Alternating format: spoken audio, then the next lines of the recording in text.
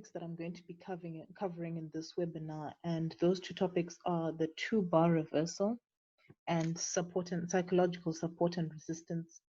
And the reason why I cover those two together is because if you're going to look for a two-bar reversal, it's best to look for it at a psychological support and resistance. So obviously you want to first know what is support and resistance, psychological support and resistance, and then what the bar looks like, the two-bar reversal looks like.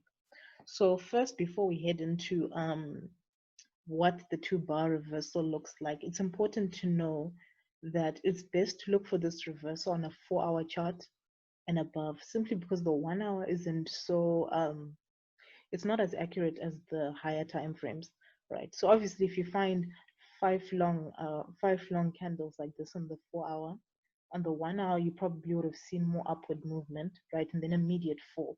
So it's important to know that. Let me just I saw another reversal, so let me just mark it out.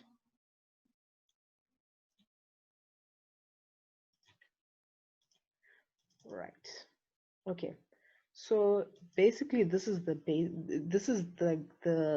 bread and butter of price action. You have to understand support and resistance, and you have to understand the two-bar reversal. And it's important to understand because if you're going to be a breakout trader, especially for breakout traders, the two-bar reversal signals a fake out. What a fake out means is that it looks like price is going to continue to break out, and then all of a sudden it reverses. So it's important to know if you're a breakout trader that basically it may be a fake out to induce you to buy or to sell, and then ultimately take a loss. So essentially, what a two-bar reversal shows is that new trend is forming, and then price changes direction at the support and resistance, and it goes in the opposite direction, right? So the first candle, usually, if it's a sell two-bar reversal, price usually goes up. So the first candle will be a bullish candle, and then it closes below the support. So I've marked this as the support, right? So the first candle usually is a bullish candle that goes up to the support, and then the second and it closes below the support. So it seems like it's going to break, and then it moves straight towards the support, and then all of a sudden, the second bar, right, which is this red one here, this is red one here, it opens below the support and then it closes below the support. So for example, you would know that this is an area to look to if you had seen this first area here.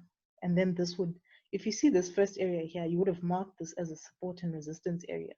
Now the two-bar reversal didn't form here, but it formed here. Like I said, it's a fake out. Most traders would have been like, this support has been, this resistance have been broken before, and with this kind of movement, it's going to continue to breach. But all of a sudden, the two-bar reversal forms, and then the trend changes. So if you zoom in, you'll see closely what I'm talking about, which is that both these two candles, this first strong bullish candle here, fails to close above that support. And then all of a sudden, the next one opens and it closes below the support, and then that creates the new trend. And then again, you see the same thing here. If we drag this down, you'll see this bullish candle failed to close above this line here, this resistance line. Then the next candle pushed price down. And then once you've caught the beginning of this uptrend, essentially you're looking for the same formation pattern. If you mark it out, you see the same reversal again. A bullish candle fails to close above the support, the resistance. Then the next candle shoves price down. Same thing again. In fact, it's exactly the same here. It formed again here. We keep moving down. We'll see the exact same thing again, right here. By the way, and just not confuse you, I didn't mark these lines before price formed. I'm applying them after I've seen the trend, because then it would seem like I'm predicting. I'm not predicting these lines, I drew them. So I want to show you what it would look like on a buy on a.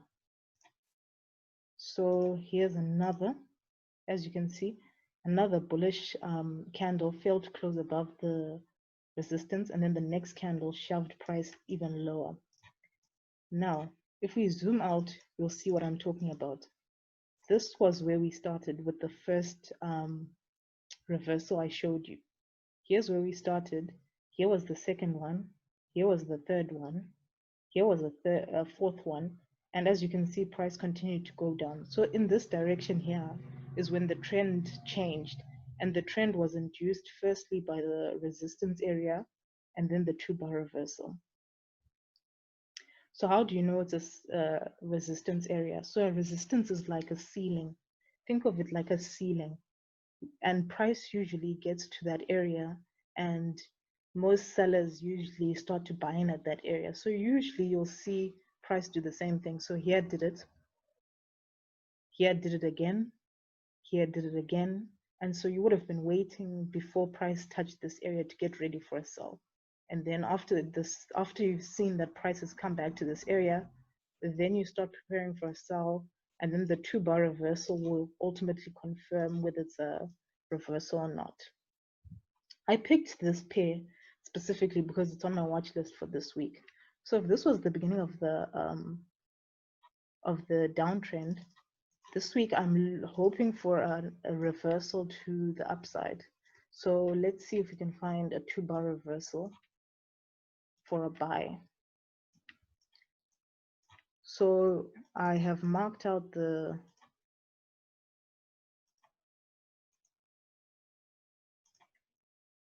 support area.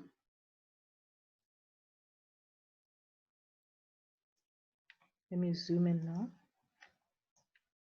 And so here was the 2-bar reversal. First was, now remember it's a buy now. So this is the bearish candle, failed to close below the support. A support is like a floor. When price hits it, we expect it to bounce up.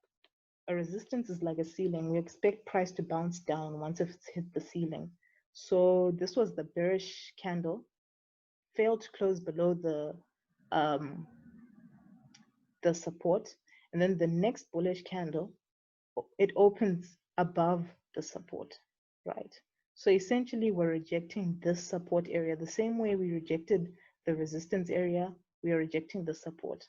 So this would have gone up, and then you would have trailed your stop loss to break even, and then you would have essentially been taken out, which is fine, because obviously no strategy is ever perfect.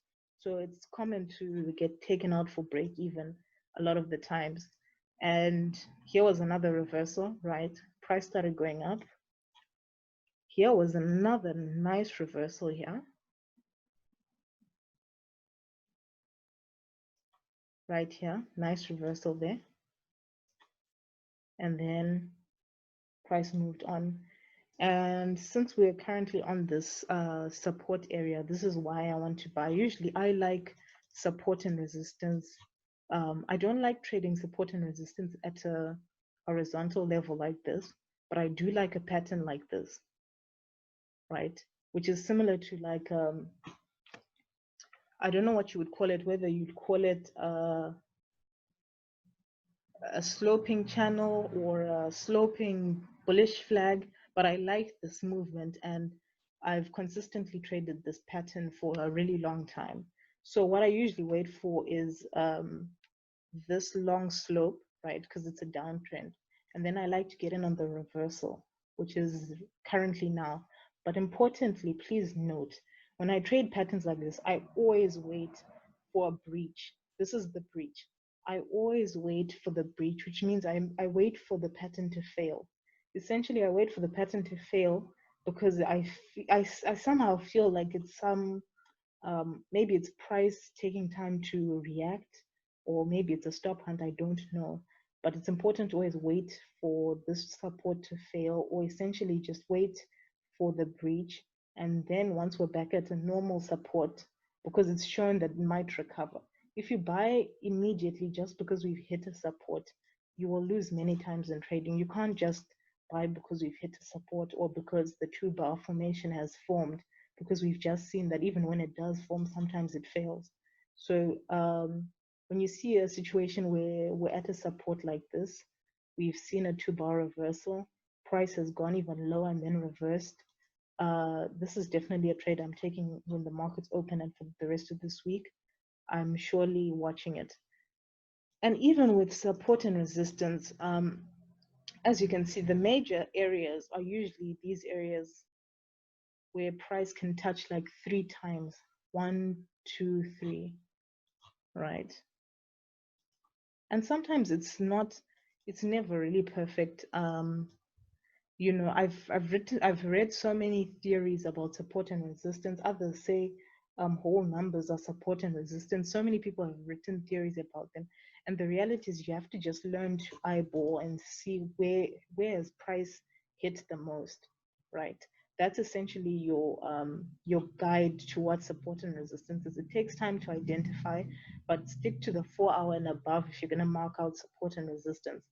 It would be dangerous to be trading in between here and trying to sell and buy and sell and buy and sell and buy at support and resistance. The only two places you should be trading, right? Mark my words, the only two places you should be trading is here at the top of a trend and at the bottom. Anywhere in between here, you're looking for trouble because you're going to buy and get taken out and buy and get taken out and buy and get taken out.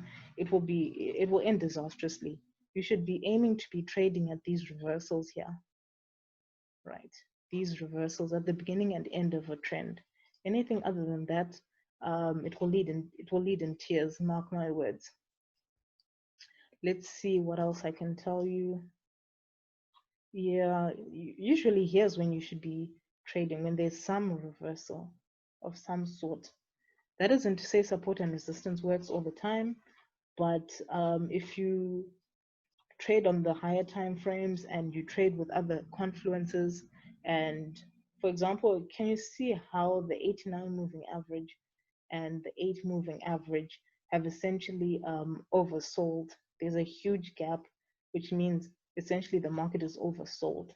So hopefully we're looking for a recovery, and obviously fundamentals is important. We're looking for some recovery with the pound. Right now, COVID has been the most important fundamental at the moment, not even news.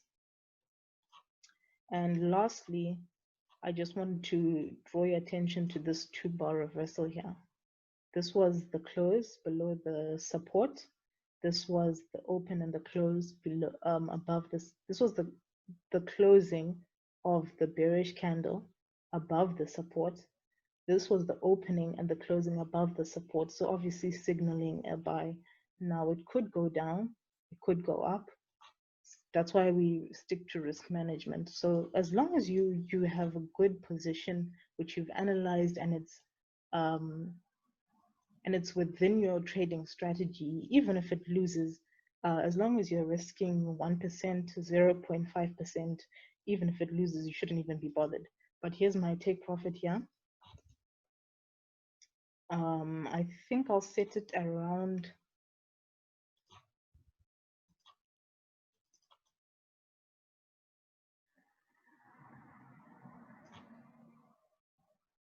at around 2.1, right? Essentially, and that's pretty much it. You should be trading. Remember, you're trading as a trend trader or position trader, and you're looking for a reversal on the market, and other reversals in between here can be quite dangerous. Remember that.